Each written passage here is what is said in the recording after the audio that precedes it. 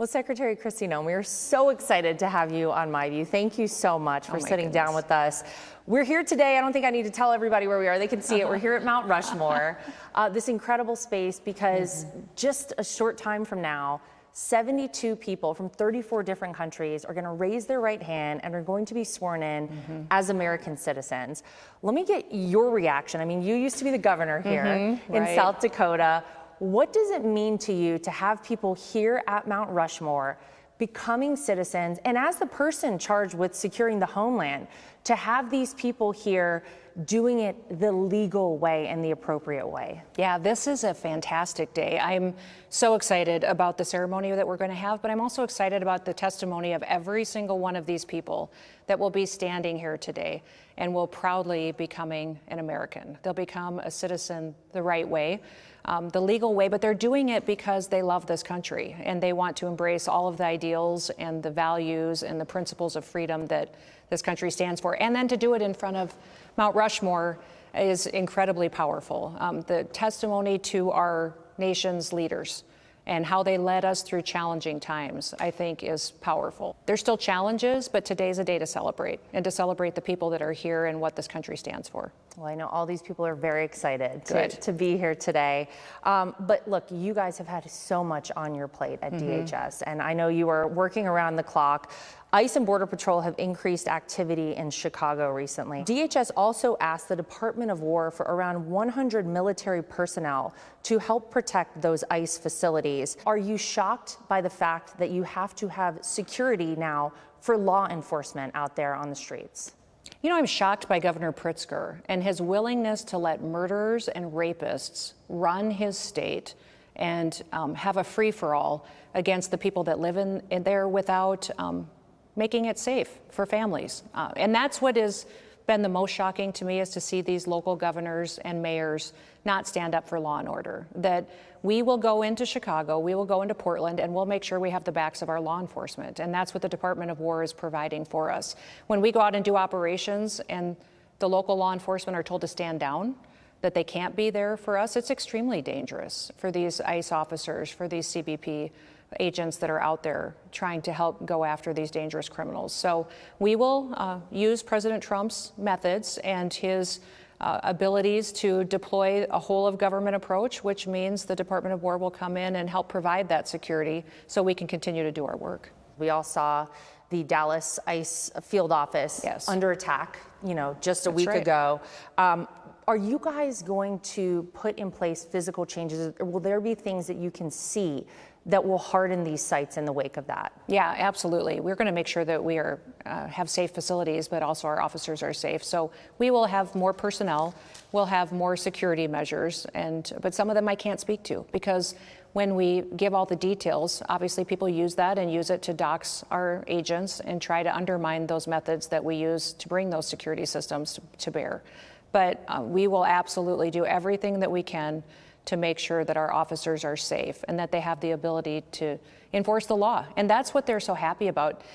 We've had over 900 arrests in Chicago just in the last few weeks that our federal officers have gone in and been able to bring drug traffickers and human traffickers to justice, and murderers, individuals who have committed acts of violence, burglary, assaults, and get them off the streets. And the people in Chicago that have seen the result of that are thrilled. We're not just doing it in Chicago. Portland is another one, Memphis as well. We're working with local leaders to do what we can, but when we can't work with local leaders, that doesn't mean that the individual citizens are going to be left behind. Well, speaking of Portland, Oregon and the city of Portland have sued to block the president sending in the National Guard.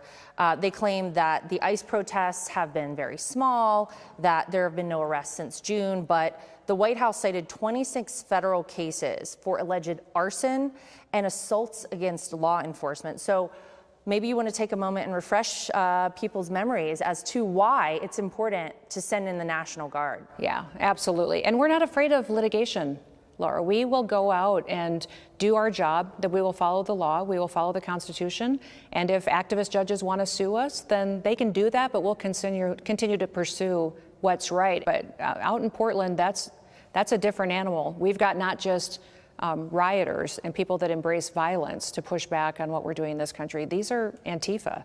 We have terrorist organizations, and that's what I keep reminding people is we're not just dealing with criminals. We've got networks of cartel members and terrorists that are infiltrating these cities. And every day that we don't bring them to justice, they're recruiting new members, more people to their ranks. And that is why every day, 24 hours a day, 7 days a week, DHS and our officers are working to get them off the street so that we can stop them in their tracks. What recourse do you have if cities like Portland or Chicago refuse to protect a federal facility or refuse to surrender violent offenders? Can you pull federal funding? We're using every tool we have. We can look at every dollar that they get from the federal government. We can look at other resources and support and see what is a potential there. And then also look at what we can do as far as taking care of ourselves. When they say that they don't want federal officers on the streets and then they're not going to partner with us, then we put twice as many there. We want to have results for the people that live there, and we listen to them, not these local leaders that constantly attack us. So I would say we don't take anything off the table, especially Portland. It's been dark and horrible for so many years. I mean, that's just been a train wreck. When people start to feel, again, what it can be like, that they actually can live a life, that walking down streets and eating at restaurants again, that governor and that mayor will start to hear about how wrong they are, and they'll understand politically as well the consequences of picking the wrong side of this issue. And I know you guys just got more funding for DHS to hire more people. Where are your priorities with that? Are you looking for, I mean, obviously you have legal battles all the time. Obviously you need people in all different areas. Are you looking overall just to spread out more people throughout the agency? Well, the bill was pretty specific. It said build the wall and keep the border secure. And so we are doing that. It also specifically said hire more ICE officers, more Border Patrol agents. We're doing that, but also within Secret Service, which is under my jurisdiction as well, we have an incredible recruitment campaign and training and resources campaign. I have the Coast Guard.